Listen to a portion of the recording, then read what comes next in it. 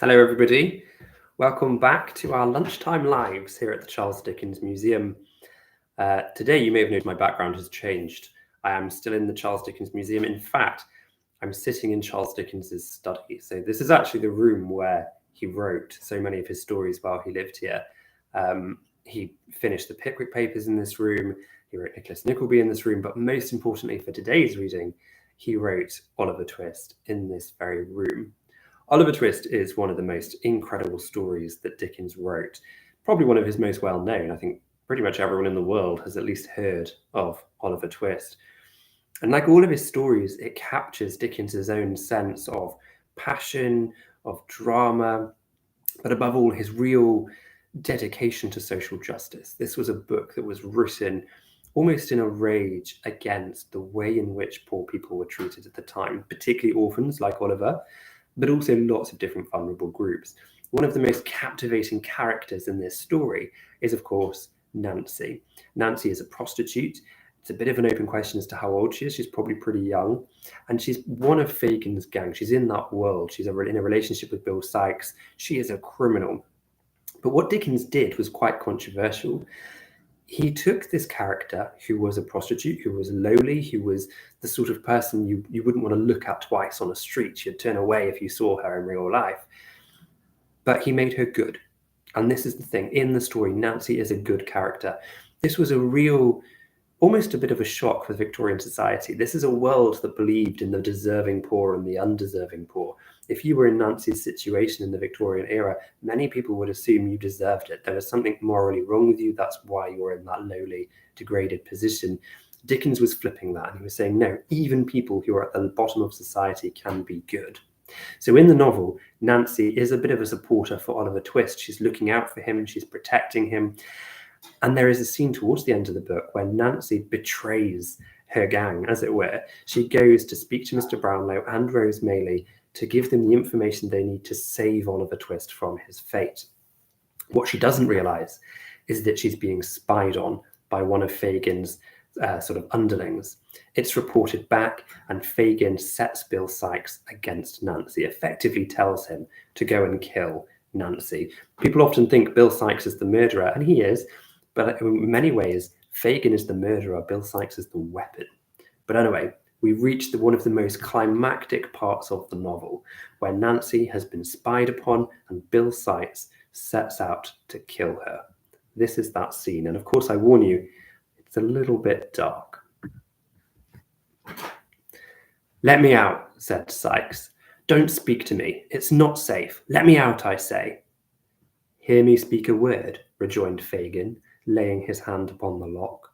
"You won't be—" "Well," replied the other. "You won't be too violent, Bill?" The day was breaking. There was a light enough for the men to see each other's faces. They exchanged one brief glance. There was a fire in the eyes of both, which could not be mistaken. "I mean," said Fagin, showing that he felt all disguise was now useless, "not too violent for safety. Be crafty, Bill, and not too bold." Sikes made no reply, but, pulling open the door, of which Fagin had turned the lock, dashed into the silent streets. Without one pause or moment's consideration, without once turning his head to the right or left, or raising his eyes to the sky, or lowering them to the ground, but looking straight before him with savage resolution, his teeth so tightly compressed that the strained jaw seemed to be starting through the skin, the robber held on his headlong course, nor muttered a word, nor relaxed a muscle, until he reached his own door. He opened it softly with a key, strode lightly up the stairs, and entering his own room, double-locked the door, and lifting a heavy table against it, drew back the curtain of the bed. The girl was lying, half-dressed, upon it. He had roused her from her sleep, for she raised herself with a hurried and startled look. "Get up," said the man. "It's you, Bill," said the girl, with an expression of pleasure at his return. "It is," was the reply. "Get up." There was a candle burning, but the man hastily drew it from the candlestick and hurled it under the grate. Seeing the faint light of early day without, the girl rose to undraw the curtain. "Let it be," said Sykes, thrusting his hand before her. "There's light enough for what I've got to do." "Bill," said the girl, in a low voice of alarm, "why do you look at me like that?" The robber sat regarding her for a few seconds with dilated nostrils and heaving breast, and then, grasping her by the head and throat, dragged her into the middle of the room, and looking once towards the door, placed his heavy hand upon her mouth. "Bill! Bill!" gasped the girl, wrestling with the strength of mortal fear. I won't scream or cry, not once. Hear me, speak to me, tell me what I've done." "You know, you she-devil," returned the robber, suppressing his breath. "You were watched tonight. Every word you said was heard." "Then spare my life for the love of heaven, as I spared yours," rejoined the girl, clinging to him. "Bill, dear Bill, you cannot have had the heart to kill me. Oh, think of all I have given up only this one night for you. You shall have time to think and save yourself this crime. I will not lose my hold. You cannot throw me off. Bill, Bill, for dear God's sake, for your own, for mine, stop before you spill my blood. I have been true to you, upon my guilty soul I have."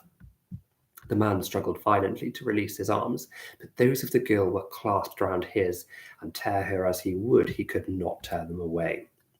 "Bill," cried the girl, striving to lay her head upon his breast, "the gentleman and that dear lady told me tonight of a home in some foreign country where I could end my days in solitude and peace. Let me see them again, and beg them on my knees to show the same mercy and goodness to you, and let us both leave this dreadful place, and far apart lead better lives, and forget how we have lived, except in prayers, and never see each other no more. It is never too late to repent. They told me so. I feel it now, but we must have time, a little time." The housebreaker freed one arm and grasped his pistol. The certainty of immediate detection if he fired flashed across his mind, even in the midst of his fury, and he beat it twice with all the force he could summon upon the upturned face that almost touched his own. She staggered and fell, nearly blinded with the blood that rained down from a deep gash in her forehead. But raising herself with difficulty on her knees, drew from her bosom a white handkerchief, Rosemary's own, and holding it up in her folded hands as high towards heaven as her feeble strength would allow, breathed one prayer of mercy to her Maker. It was a ghastly figure to look upon. The murderer, staggering backward to the wall and shutting out the light with his hand, seized a heavy club and struck her down. Of all bad deeds, that under cover of the darkness had been committed within wide London's bounds since night hung over it, that was the worst. Of all the horrors that rose with an ill scent upon the morning air, that was the foulest and most cruel. The sun, the bright sun that brings back not light alone, but life and hope and freshness to man, burst upon the crowded city in clear and radiant glory.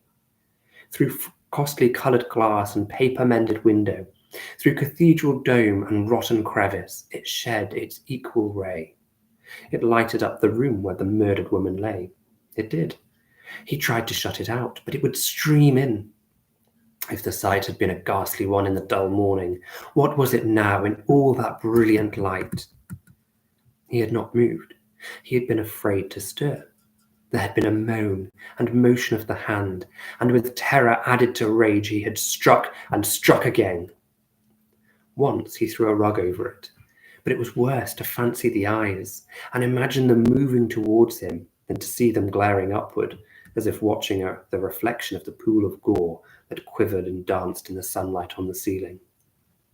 He had plucked it off again, and there was the body, mere flesh and blood no more, but such flesh and so much blood. He struck a light, kindled a fire, and thrust the club into it. There was hair upon the end, which blazed and shrunk into a light cinder, and caught by the air whirled up the chimney. Even that frightened him, sturdy as he was, but he held the weapon till it broke, and then piled it on the coals to burn away and smoulder into ashes. He watched himself, and rubbed his clothes.